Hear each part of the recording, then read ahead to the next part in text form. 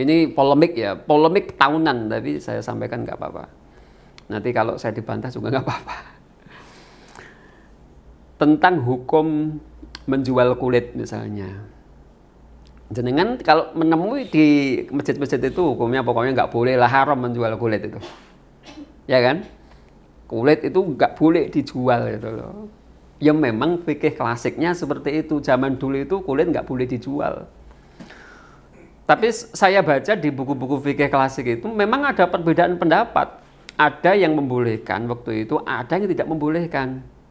Seperti Ibrahim An-Nakhai itu, Imam Abu Hanifah itu membolehkan, tapi nanti yang lain tidak membolehkan. Menjual kulit secara mutlak. Ya, menjual kulit secara mutlak. Tapi untuk hari ini misalnya, untuk hari ini itu menjual kulit hari ini dengan menjual kulit yang dulu itu beda. Kalau zaman dulu namanya mudhohi, mudhohi itu orang yang berkorban ya. Itu kan mereka membeli kambing, kemudian disembelih sendiri, ya kan? Kemudian dagingnya dibagi. Ada aturan daging yang disimpan tidak boleh lebih dari sepertiga, yang dikonsumsi sendiri nggak boleh lebih dari sepertiga, lainnya harus disedekahkan. Jadi disembelih sendiri kemudian disedekahkan. Lah kalau kulit ini kemudian hasil sembelihan kan oleh mudhohi ini, oleh yang berkorban ini kemudian dijual, uangnya kembali kepada siapa? Uangnya masuk ke kantongnya siapa? Ke kantongnya orang yang berkorban, ya kan? Itu artinya dia sudah berkorban, tetapi dapat pengembalian dari penjualan kulit itu. Makanya di dalam fikih itu kulit itu harus disedekahkan, diberikan disedekahkan, tidak boleh dijadikan sebagai upah untuk orang yang menyembelih. Karena upah itu tanggung jawab dia di luar korban. Maka kalau dia jadikan sebagai upah penyembelih, sama saja dia kembali uangnya itu kembali kepada dia. Makanya nggak boleh dijual. Sampai di sini paham ya? Tapi kalau sekarang orang berkorban itu tidak sendiri, jarang yang disembelih sendiri itu. Korban itu diserahkan kepada panitia atau kepada lembaga zakat. Kalau kulit itu dijual oleh panitia, duitnya kembali ke siapa? Kan ke panitia. Panitia kemudian menggunakan kulit itu atau menjualnya misalnya, dibelikan daging lagi, ditasarufkan kembali, kan tidak kembali kepada mudhohi. Bisa dipaham? Nah, kalau tidak kembali kepada mudhohi, maka tidak ada yang salah di situ. Jadi wacana-wacana baru hari ini itu menjual kulit itu nggak apa-apa, asal yang menjual bukan orang yang berkorban, tetapi yang menjual siapa? Panitia atau lembaga zakat. Jenengan misalnya nyembelih kambing 1000 ekor di Sragen itu, ya 1000 ekor misalnya, 1000 ekor kulitnya nggak boleh dijual semua, mau dikemanakan? Malah mubadir. Di masjid-masjid itu malah dibuang, itu nggak manfaat itu. Kalau zaman dulu orang menyembelih korban itu kulitnya memang tidak boleh dijual, tetapi dijadikan sendal, dijadikan tas itu boleh karena kulit tidak dianggap sebagai daging. Ya, kalau di Jawa kan kulit semuanya jadi daging, dimakan gitu kan ya. Ya, semua bagian dalam itu dimakan semua. Orang Arab nggak mau makan babat, makan usus itu nggak mau gitu ya. Entah kalau sekarang mau nggak tahu saya. Nah, ini kan lebih manfaat gitu. Artinya kalau itu dijual lebih manfaat. Itu yang saya pahami ya, mungkin juga nggak 100% benar, tapi itu yang saya pahami. Misalnya juga itu kan alternatif untuk agar lebih manfaat itu kan. Misalnya yang Anda lakukan misalnya daging itu dikemas. Matang apa mentah ini? Matang apa mentah ini? Matang ya. Nah, kalau di dalam fikih klasik itu memang membagi daging korban matang itu nggak boleh.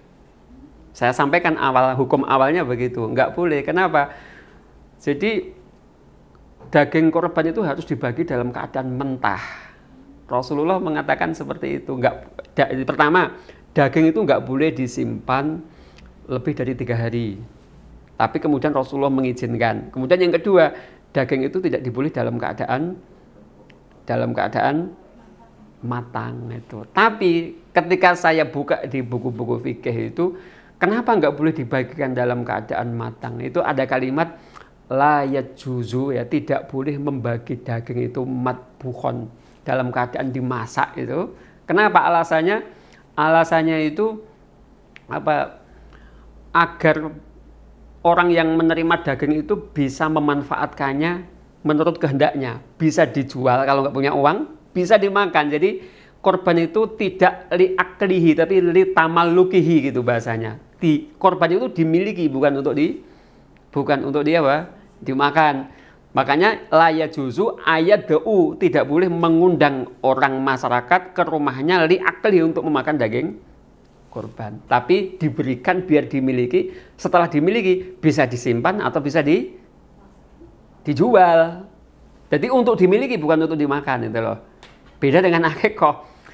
Nah, maka kan kesimpulannya kalau daging itu kemudian disimpan dalam kaleng tujuannya memang untuk mempermudah didistribusikan, bukan kemudian dimasak orang diundang ke kantor kemudian disuruh makan itu kan itu nggak apa-apa, nggak masalah kan secara hukum. Ya itu dibagikan secara matang, tapi matangnya itu kan bisa disimpan dan bisa dijual.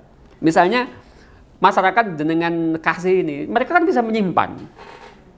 Mereka bisa menyimpan, tapi kemudian kalau butuh duit misalnya, nggak punya duit karena miskin, kan bisa dijual, kan boleh itu.